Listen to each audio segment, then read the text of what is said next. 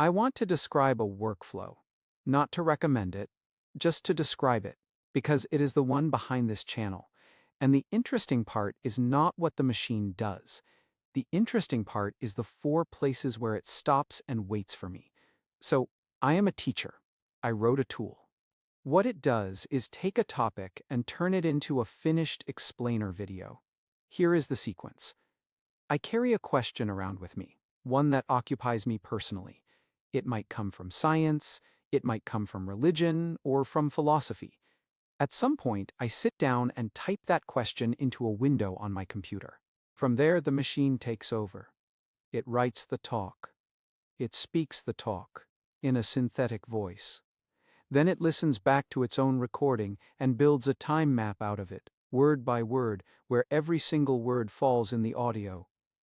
I find that step the strangest of them, the machine transcribing itself, as though it had to hear a thing spoken before it could believe when it happened. Then it searches for the picture panels, in the style of a copperplate engraving, and generates them when it cannot find them. And then it draws the wall. That is the part people usually ask about. It is not the part I want to talk about. Because at 4 points in that sequence, the machine cannot go on without me. The first one is the question itself. Which question? The machine does not have one. It has no question at all.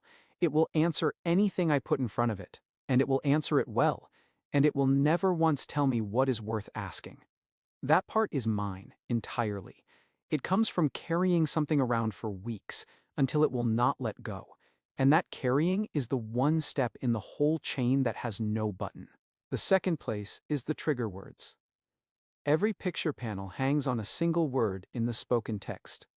When that word is spoken, the panel appears, which means the word has to be a rare one. If I pick a common word, it turns up somewhere earlier in the talk, and the picture arrives at the wrong moment, pinned to a sentence it has nothing to do with. So I go through the list by hand and check every trigger. Is this word rare enough? Does it occur only once?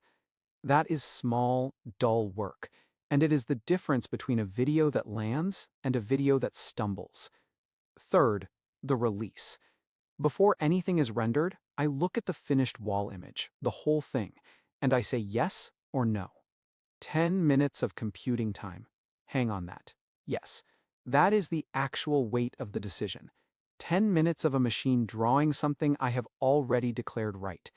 If I say no, nothing is lost but a moment. If I say yes to the wrong thing, the whole render goes down the drain, and I start again from a picture I should have looked at longer. And now I have to say what I do not check when I say yes. I do not check whether the statements are true. I look at the shape. Is the wall balanced? Do the panels sit where they belong? Does the text fit? I release the form, not the truth of the content. And I want to be clear about this, because it would be easy to dress it up as restraint. That is a gap, not a virtue. It is not a principle. It is a thing I do not do. It is the weakest point in the whole workflow, and naming it out loud does not repair it. It only means you now know where to look. Which brings me to the fourth place, the decision not to go back and mend.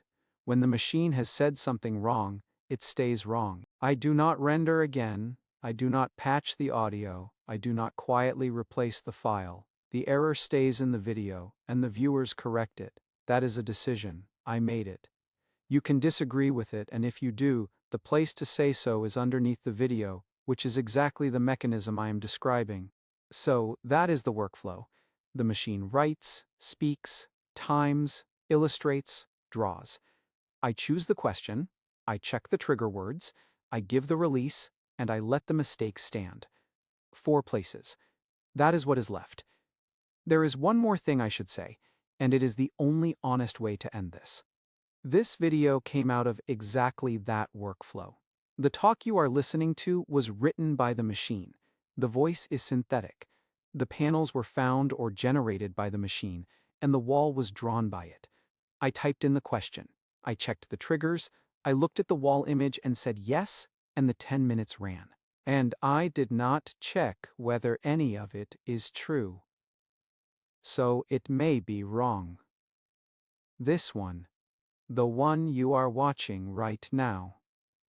If it is, it stays wrong, and you will be the one to say so.